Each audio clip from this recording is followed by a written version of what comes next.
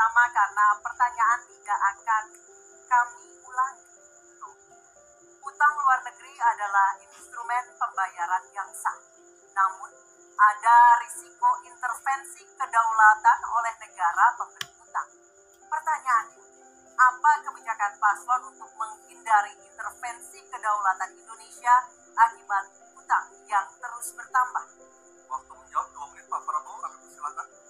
Baik, mengenai negeri kita sebagai rasio perbandingan terhadap produk domestik bruto kita salah satu terendah di dunia. Jadi masih kita sekitar berada di sekitar 40%, sedangkan banyak negara jauh di atas kita. Kedua, kembali lagi dengan manajemen yang prudent, pengelolaan yang baik, dan dengan strategi ekonomi yang tepat, terutama dengan hilirisasi, di mana kita bisa dapat keuntungan sebagai bangsa, ini memperkuat posisi tawar kita. Jadi saya kok tidak terlalu khawatir negara lain mau intervensi kita soal utang. Kita sangat-sangat dihormati, kita tidak pernah default. Saya keliling seluruh dunia, mereka sangat hormat dengan Indonesia. Kita tidak pernah gagal hutang, dan saya sangat optimis. Tapi kembali, kita harus punya kekuatan pertahanan yang kuat supaya tidak bisa diintervensi, tidak bisa digertak, tidak bisa diintimidasi. Hanya dengan kekuatan kita akan dihormati, dan kita akan amankan kekayaan kita, amankan ekonomi kita, amankan pembangunan kita menuju Indonesia makmur, Indonesia kaya. Terima kasih. Masih ada sisa waktu Pak Prabowo? Ya, Mohon tenang. saya tegaskan kembali ya, bahwa pelajaran sejarah manusia yang lemah akan selalu ditindas. Kita lihat saja apa yang terjadi di Gaza. Kita tidak boleh lemah, kita tidak boleh Baik, waktu habis. dilindas Waktu oleh bangsa habis lain. Pak Prabowo, kami persilakan kepada Nomor 2, jawaban capres nomor 2 akan ditanggapi oleh calon presiden nomor urut 3, Bapak Ganjar Pranowo. Kami persilakan Bapak, waktu Anda 1 menit. buku Convention of Economic Hitman dari John Perkin, bahwa hutang-hutang itu memang bisa mematikan. Maka hati-hati kalau mau hutang, terutama pada infrastruktur yang punya risiko tinggi. Kita mesti hitung betul, kita mesti prudent betul, karena ini pernah dilakukan dan membuat banyak negara kolaps karena hutang. Namun demikian, kalau mau pakai kekuatan dalam negeri, artinya wajib hukumnya kita mendorong ekonomi tumbuh 7%. Kemudian government berjalan bisa dengan baik, maka ICOR bisa turun 4%. Dan kemudian kita mesti betul-betul anti korupsi. Kalau itu tidak dilakukan, maka tidak akan tumbuh ekonomi yang ada di tempat kita. Ease of doing business mesti dilakukan. Hanya saja memang, kalau kita bicara pada industri pertahanan kita, mesti kita kuatkan industri dalam negeri. Jadi mohon maaf kaitan dengan hutang, no utang, no usang. Sehingga alutsista kita betul-betul kita lakukan transfer of teknologi dari dalam negeri. Waktunya Baik, habis. waktu sudah habis. Mohon Berapa persentase yang ideal Pak untuk kita di Indonesia? Kalau hanya mengatakan bahwa kita termasuk yang terbaik, berapa angkanya? Menurut hemat kami, kita harus bisa mencapai maksimal angka 30% dari GDP, sehingga kita aman di sini, bawah 30%. Dan itu caranya apa? Dengan satu, menata hutangnya, yang kedua memperbesar GDP-nya. Yang tidak kalah penting adalah melakukan pengembangan skema-skema yang lebih kreatif dalam mencari hutang luar negeri, termasuk pelibatan swasta. Lalu memastikan bahwa ada perluasan wajib pajak yang harapannya nanti akan memperkuat juga GDP kita, di samping mengurangi kebocoran pajak. Dan hutang-hutang yang kita gunakan untuk aktivitas produktif. Jangan hutang itu digunakan untuk kegiatan yang non-produktif. Misalnya, hutang dipakai untuk membeli alutsista bekas oleh Kementerian Pertahanan. Itu bukan sesuatu yang tepat. Justru kita harus sebaliknya kita kerjakan. Baik, terima kasih. Harap tenang dulu. Saya kembali, saya nggak mengerti. Jangan-jangan guru kita, buku kita sama, Pak Ganjar.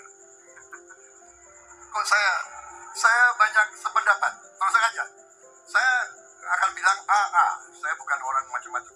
Tapi Pak Anies, saya kira Pak Anies perlu belajar ekonomi lagi, ya kan? Jadi kalau bilang ideal 30%, dasarnya apa? Yang di bawah kita itu Arab Saudi, Rusia, pokoknya negara-negara yang punya sumber alam yang luar biasa. Tetapi 40% ya salah satu terendah sekarang. Jadi kalau kita mau bangun industri, tadi saya setuju sebagian dari yang Bapak sampaikan. Oh iya, kenapa? Yang penting utang itu produktif. Itu saya setuju. Tapi kita bisa sampai 50%, tidak ada masalah. Kita tidak pernah default. Kita tidak pernah default. Kita dihormati di dunia. Terima kasih. Baik, terima kasih. Geopolitik. Baik, geopolitik huruf A. Subtema kelima yang harus dijawab. Pranowo adalah konflik Laut Cina Selatan belum selesai dan Code of Conduct belum disepakati.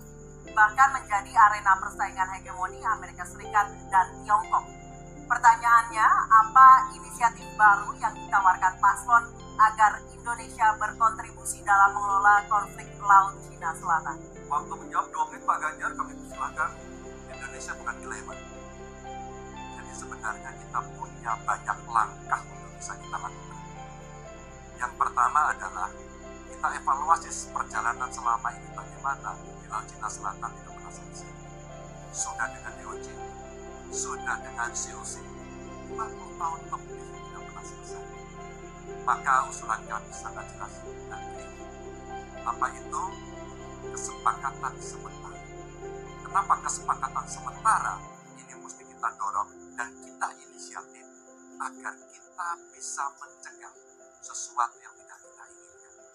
Kita tahu persis, modernisasi peralatan di Tiongkok akan selesai di tahun 2027. Apa artinya? Kalau kita bicara White China Policy, maka seluruh dunia pasti akan mengakui bagaimana peran itu.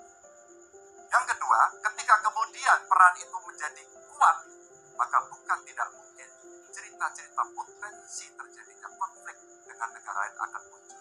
Mungkin perangnya tidak sampai ke Indonesia, tapi pada sisi lain kita bisa kena dampak. Yang berikutnya, bagaimana patroli bisa kita perkuat juga di wilayah Laut Cina Selatan. Maka kita butuh tanker-tanker terapung yang bisa dipakai untuk tentara-tentara TNI Angkatan Laut kita untuk bisa berpatroli. Sehingga logistiknya menjadi sangat murah. Tidak lagi kembali ke titik awal atau mereka bilang kami hanya pergi. Lalu kembali, kami tidak bisa lagi karena logistiknya kami habis. Maka inilah titik-titik penting yang mesti kita dorong dan kita akan bisa membawa posisi inisiatif ini untuk membuat tadi yang saya sampaikan adalah kesepakatan sementara untuk menghindari potensi-potensi yang lainnya lebih tinggi. Kita akan meredam dengan cara itu. Terima kasih. Baik, terima kasih Pak Ganjar. Menyebut kata ASEAN. Padahal kata kuncinya di dalam menyelesaikan persoalan ini adalah ASEAN. Dan Indonesia, negara terbesar di ASEAN, pendiri ASEAN. Indonesia harus kembali menjadi pemimpin ASEAN yang dominan. Bukan sekedar hadirin dalam summit-summit ASEAN. Kita menjangkau semua dan negara-negara ASEAN yang sekarang ini menjadi pintu masuk bagi kekuatan Tiongkok misalnya di Laut Cina Selatan.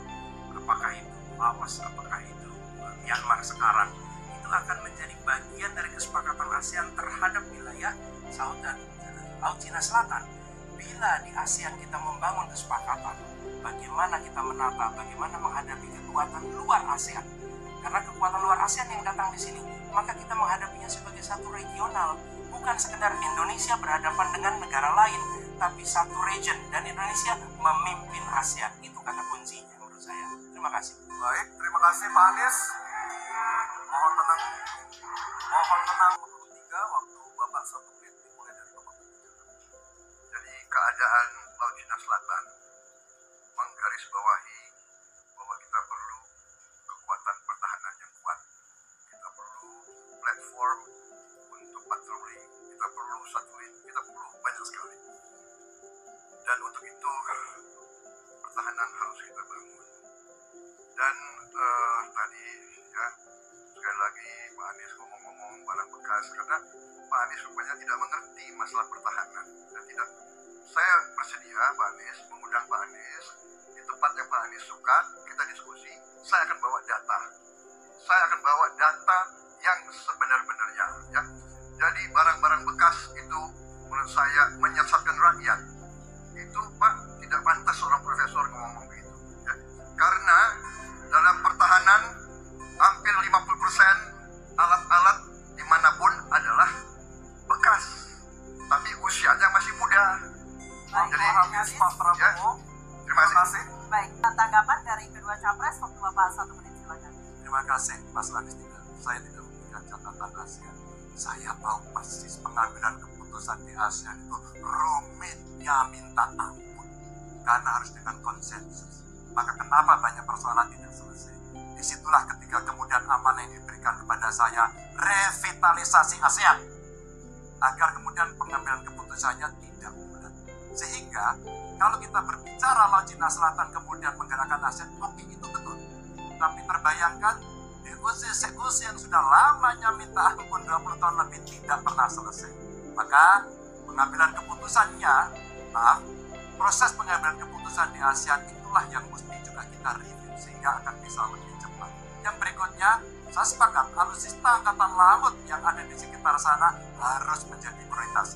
Dan begitu saya jadi presiden, kita tunjukkan kedaulatan kita, gas yang ada di Natuna Utara harus dieksploitasi oleh kita sendiri untuk menunjukkan power kita pada dunia. Sudah habis Pak Ganjar, terima kasih. Oke. Silakan kepada Profesor Dr. Widya Setiabudi Sumadinata untuk mengambil yang terakhir. Globalisasi. Baik. Globalisasi C. Baik. Kita akan lihat bersama. Kami ingatkan kembali sekali lagi pertanyaan untuk Bapak Anies Baswedan adalah globalisasi membuka peluang masuknya budaya asing ke Indonesia, tetapi juga memungkinkan budaya Indonesia untuk mendunia. Pertanyaannya, bagaimana strategi paslon mempromosikan budaya populer Nusantara untuk mendukung pertumbuhan ekonomi nasional? Waktu Bapak menjawab 2 menit Pak Anies, kami persilakan. Negara harus mengalokasikan sumber daya yang cukup di bidang kebudayaan, bukan dipandang sebagai biaya tapi dipandang sebagai investasi. Dengan begitu, maka karya-karya kita dari mulai kuliner, karya seni seperti film itu menjadi tumbuh berkembang dan kemudian bisa dibawa ke level global. Dan kita berencana di dalam diplomasi ini melibatkan semua, diaspora dilibatkan, mahasiswa dilibatkan, mereka yang berada di luar diajak menjadi bagian dari diplomasi. Kemudian yang tidak kalah penting, kita ingin membangun rumah kebudayaan Indonesia di tiap-tiap region di seluruh dunia.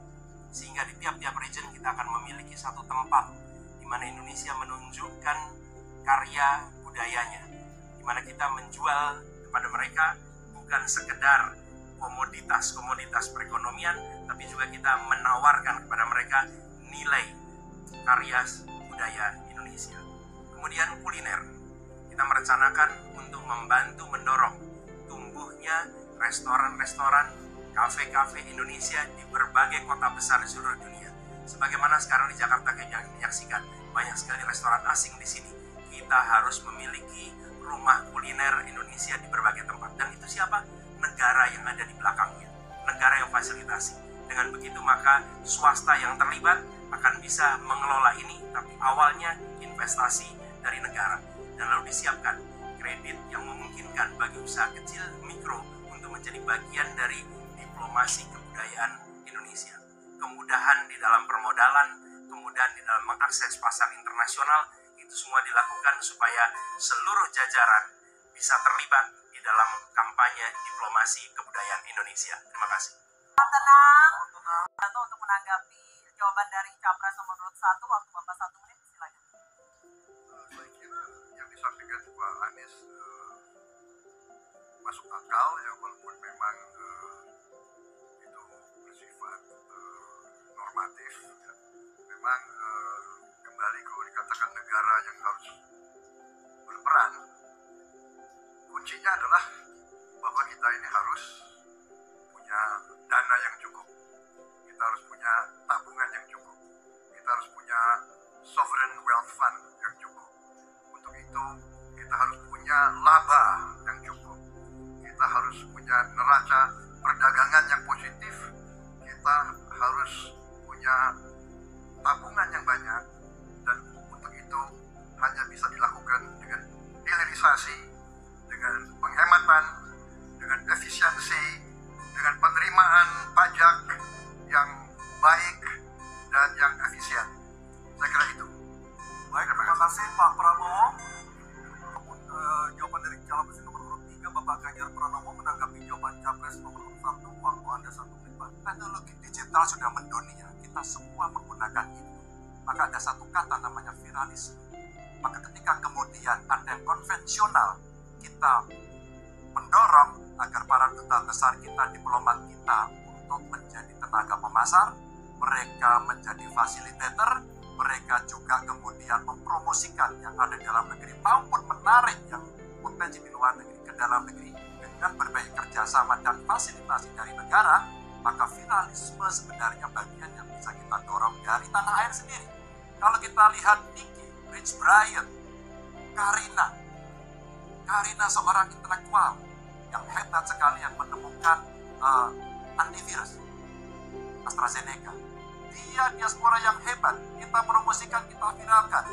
Nicky Rich Brian, Voice of Banceprot yang kemudian mendunia kita fasilitasi, maka dialah yang akan bisa mendapatkan keuntungan dan sekaligus menjadi diplomat Baik, Indonesia. habis. Pak Ganjar. Merespon tanggapan dari kedua capres, waktu Bapak 1 menit. Terima kasih, kami bersyukur sekali bahwa Bapak berdua sepaham dengan apa yang kami gagas. Dan ketika kami ditugaskan sebagai Presiden Indonesia, sebagai Panglima Diplomasi, maka setiap kegiatan ke luar negeri adalah bersama dengan delegasi kebudayaan, delegasi seni, dan datang ke pusat-pusat kegiatan kebudayaan, kesenian di negara yang dikunjungi. Bukan hanya datang rapat lalu pulang, tapi datang di sana menemui aktivitas-aktivitas kesenian, kebudayaan, sehingga mereka pun menyadari bahwa Indonesia ini negeri yang kaya budayanya. Karena setiap presidennya datang, dia membawa delegasi kebudayaan, ditunjukkan di sana, bukan datang rapat, ikut lalu pulang. Dan dengan cara seperti itu, maka dunia akan menyaksikan. Ingat, setiap presiden datang sebuah negara, seluruh media di negara itu memperhatikan. Itu kesempatan luar biasa untuk mempromosikan Indonesia, dan itu yang kami kerjakan di samping yang sudah kami lakukan, kami katakan tadi. Terima kasih. Baik, terima kasih.